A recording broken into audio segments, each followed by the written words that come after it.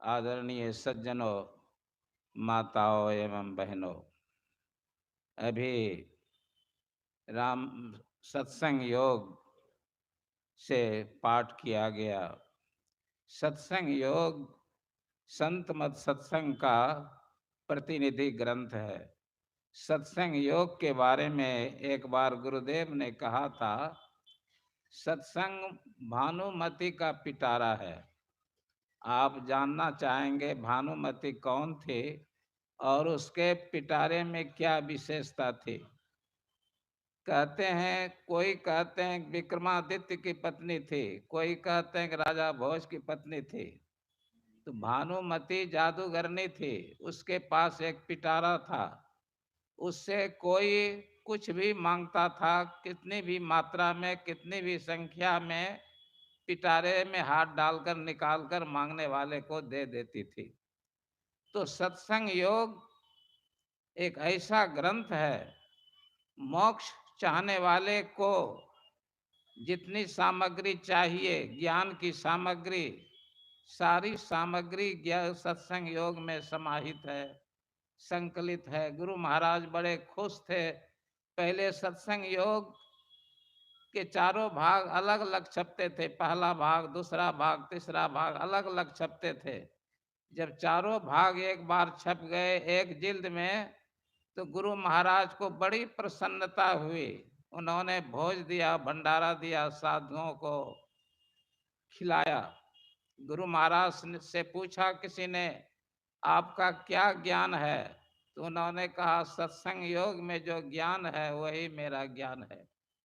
तो सत्संग योग गुरु रूप है, गुरु नाम है ज्ञान का। शिष्य सीख ले सोए, ज्ञान मर जात जाने बिना, गुरु हरो शिष्य न कोय। तो गुरु महाराज ने हम लोगों के लिए एक बहुत बड़ी संपत्ति छोड़ दी है। हम लोग आध्यात्मिक ज्ञान के लिए कंगाल नहीं हैं। उन्होंने अपने शिष्यों को धनवान बनाया है, धनवान बनाकर वे गए हैं। याता यान्ति च यातारो लोका शोका धिका भुवि, काव्य संबंधिनी कीर्ति अस्थायिनी निरपायनी। संसार में बहुत से लोग आए गए, आए हुए लोग जा रहे हैं, आने वाले भी जाएंगे, लेकिन कौन अमर रहेंगे? जो अच्छे साहित्य की रचना करेंगे, अच्छे साहित्य से जो यश प्राप्त होगा, वही संसार में अमर रहेंगे। आज वेदव्यास जी, वाल्मीकि जी, गोस्वामी तुलसीदास जी महाराज, हमारे गुरुदेव पुस्तकों के चलते अमर हैं। जीवन काल में इन लोगों ने सत्संग का, धर्म का, अध्यात्म ज्ञान का प्रचार किया, लेकिन आज भी कर रहे हैं। जब तक धरती रहेगी, चांद सितारे रहेंगे, इन महापुरुषों की सेवा समाज के लिए चलती रहेगी, कभी रुकेगी नहीं। और जिसका संसार में यश फैला हुआ रहता है, वे कहीं भी रहें, शरीर छोड़ने के बाद यश की प्राप्ति करते हैं। विदुर नीति में कहा है विदुर जी ने, यावत कीर्तिर मनुष्य पुण्यालोके प्रगीयते, तावत स पुरुष व्याघ्र स्वर्ग लोके महीयते। जिस व्यक्ति के मरने पर समाज में अधिक से अधिक लोग प्रशंसा करें, समझिए वह स्वर्ग में आदरित हो रहा है, स्वर्ग में वह पूजित हो रहा है। संत की, महात्माओं की पूजा स्वर्ग में भी होती है।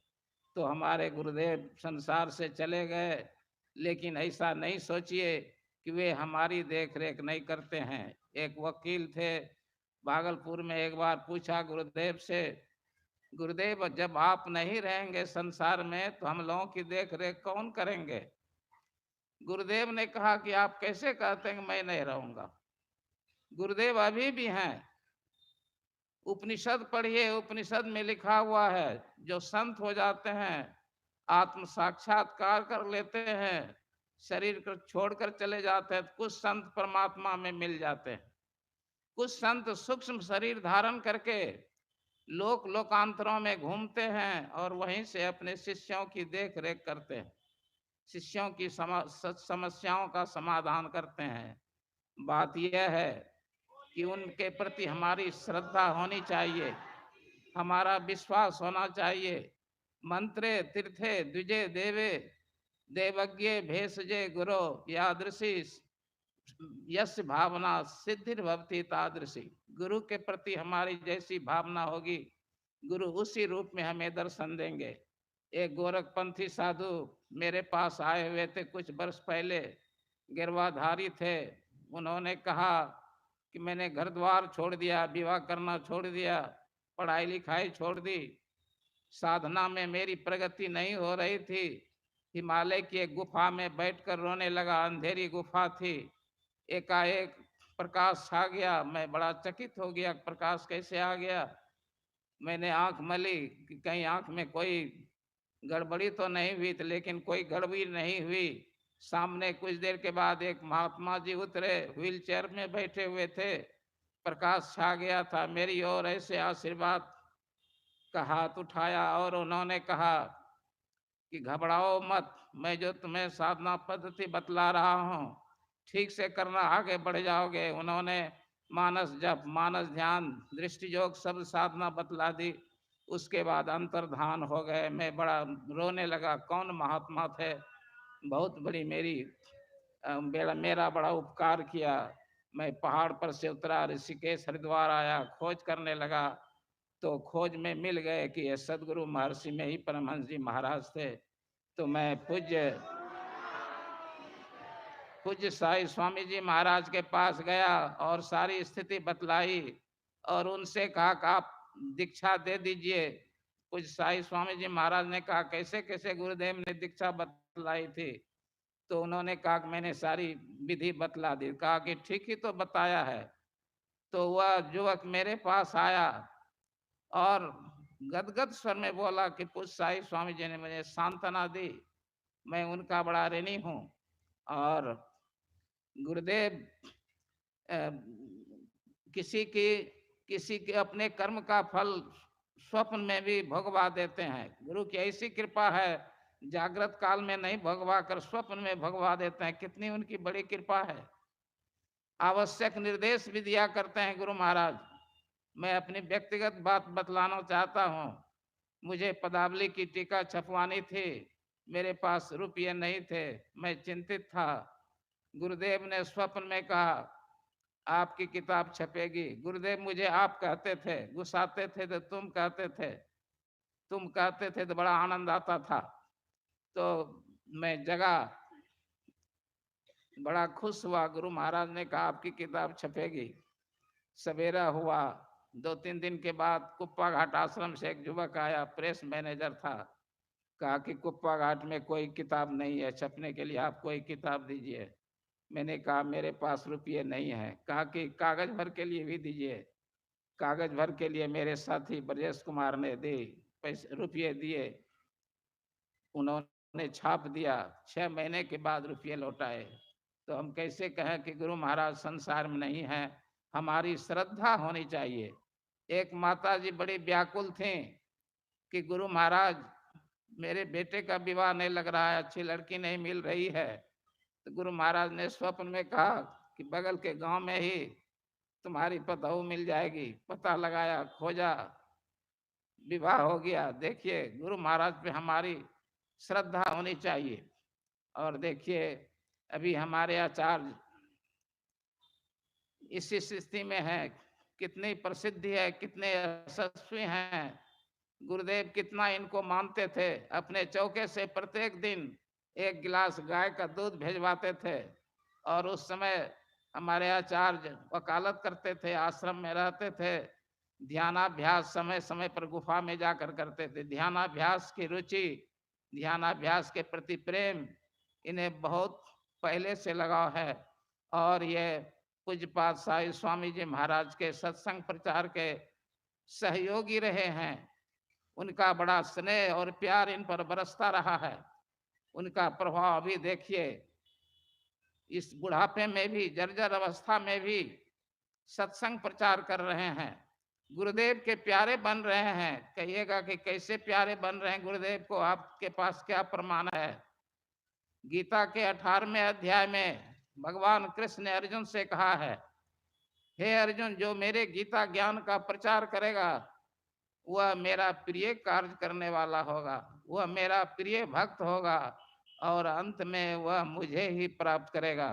तो हमारे पूज्य बाबा सत्संग का प्रचार कर रहे हैं, गुरु का काम कर रहे हैं। गुरु का काम अगर रुक जाए, कोई आदमी गुफा में बैठा हुआ ध्यान करे और सत्संग प्रचार रुक जाए, तो गुफा में बैठकर ध्यान करने वाला शिष्य साधना में आगे नहीं बढ़ सकता है। गुरु की जो सेवा नहीं करेगा, हम लोगों ने प्रतिज्ञा की है, तन मन धन से संत मत सत्संग की उन्नति के लिए मददगार रहेंगे। हमारे पूज्य बाबा समर्पित होके संत मत सत्संग की सेवा कर रहे हैं, गुरु के प्यारे हो रहे हैं, समाज के प्यारे हो रहे हैं। चलम चित्तम चलम वित्तम चले जीवित यौवने चला चल मिदम सर्वम कीर्तिर्यस्य सजीवति। यह चित्त चंचल है, संपत्ति चंचल है, जवानी चंचल है, जीवन एक दिन नाश हो जाएगा। इस चलायमान संसार में वही जीता है जो यशस्वी होकर जीता है। हमारे पूज्यपाद आचार्य महोदय समाज की सेवा करते हुए जी रहे हैं। ये संसार में कभी नहीं रहेंगे या कोई भी नहीं रहेगा, लेकिन इनके गुणों का गान होता रहेगा। पूज्य साई स्वामी जी महाराज चले गए, लेकिन उनका गुणगान हो रहा है। देखिए उनकी तपस्या, ऐसा आश्रम संत मत में कहीं नहीं है। जंगल झाड़ में इतना सुंदर मकान देखकर बड़ी खुशी होती है, बहुत प्रसन्नता होती है।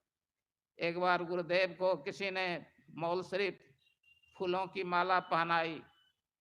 पूज्य साई स्वामी जी महाराज खड़े थे बगल में, अपने गले की माला उतार कर पूज्य साई स्वामी जी महाराज के गले में डाल दी। और पूज्य साई,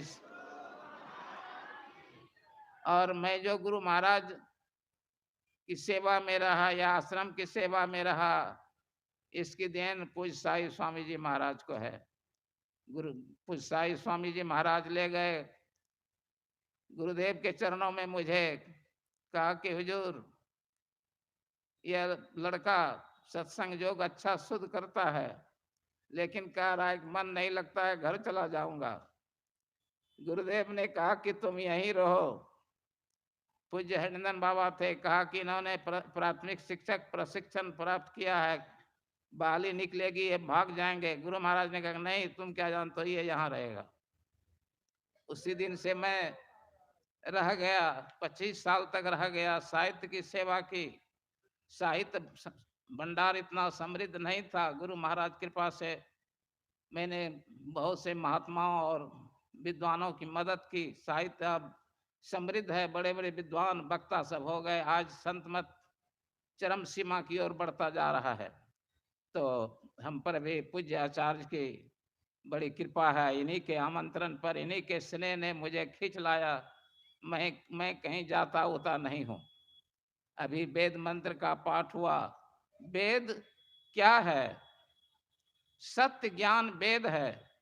जो ज्ञान किसी भी देश में, किसी भी युग में असत्य नहीं हो, वह वेद है। अभिवादनशीलस्य नित्यं विरुद्धोपसेविनः चत्वारि तस् वर्धन्ते आयुर्विद्या सोबलम। मनुस्मृति का यह श्लोक है। जो बड़ों की सेवा करेगा, बड़ों को प्रणाम करेगा, उसकी 4 चीजें बढ़ेंगी, आयु, विद्या, यश और बल। यह वेद है। किसी भी युग का आदमी, किसी भी देश का आदमी बड़े बूढ़ों की सेवा करेगा तो उसकी आयु बढ़ेगी, विद्या बढ़ेगा, यश बढ़ेगा, बल बढ़ेगा। यह कभी झूठा नहीं हो सकता। ऐसे सत्य ज्ञान को ही वेद कहते हैं। वेद 4 हैं, यजुर्वेद, सामवेद, अथर्ववेद, ऋग्वेद। ये ऋग्वेद सबसे प्राचीन ग्रंथ है और उपनिषद वेद का ही एक अंश है। वेद के 3 कांड हैं, कर्म कांड, उपासना कांड और ज्ञान कांड।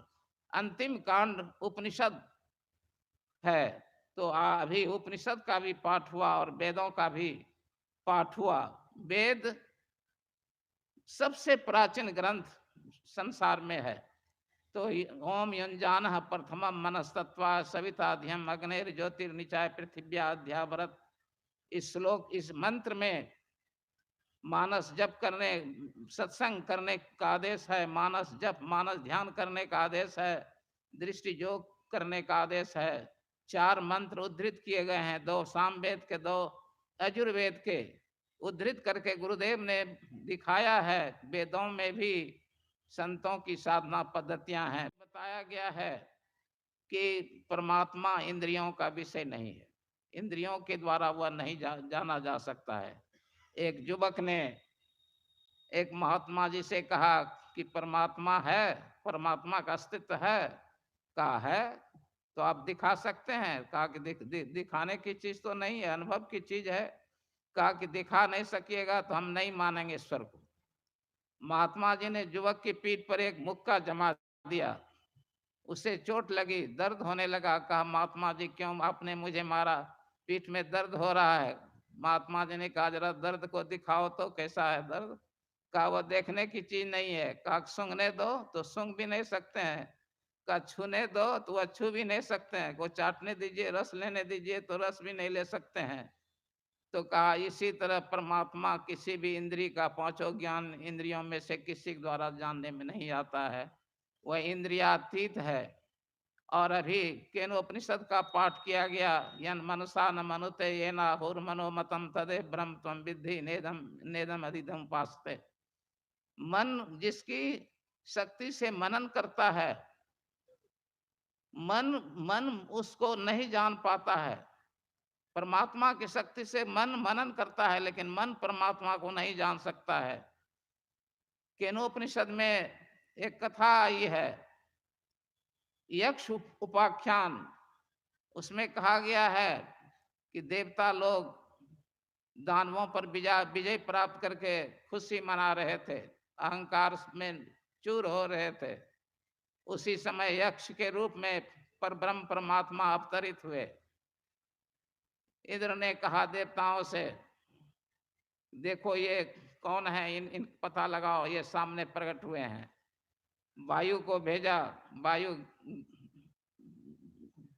वायु देवता गए। यक्ष ने पूछा तुम कौन हो? कहा मैं वायु हूँ। कहा तुम में क्या शक्ति है? कहा कि मैं संसार में जितनी भारी से भारी चीजें हैं सबको मैं उड़ा सकता हूँ अपने वेग से। कहा कि एक तिनका रख दिया, कहा इसको उड़ाओ, तो वायु तिनके को नहीं उड़ा सका। निराश होकर लौट गया, चला गया। कहा कि पता नहीं लगा सका ये यक्ष कौन है। फिर अग्निदेव को भेजा, अग्निदेव गए। यक्ष ने कहा तुम कौन हो? कहा मैं अग्निदेव हूँ, संसार की सारी वस्तुओं को मैं भस्मीभूत कर सकता हूँ। कहा इस तिनके को जलाओ, तो अग्निदेव तिनके को भी नहीं जला सके। फिर वो अग्निदेव भी लौट गए, तब खुद इंद्र आए। जब इंद्र आए तो यक्ष अंतर्धान हो गए। इंद्र के सामने पार्वती मैया प्रकट हुई। पार्वती मैया ने कहा, पूछा उनसे कौन थे ये? कहा कि ये पर ब्रह्म परमात्मा थे, यक्ष के रूप में आए थे। आप लोगों को घमंड हो गया कि हमने विजय प्राप्त की है दानवों पर, आप लोगों का अहंकार तोड़ने के लिए आए हुए थे। कहा कि इंद्रियों में जो शक्ति है, जड़ तत्वों में जो ऊर्जा है, प्राण में जो चेतन शक्ति है, सब परमात्मा की शक्ति है। परमात्मा की शक्ति से इंद्रियां काम करती हैं, चेतन तत्व काम करता है। इनको अपना जड़ चेतन पदार्थ को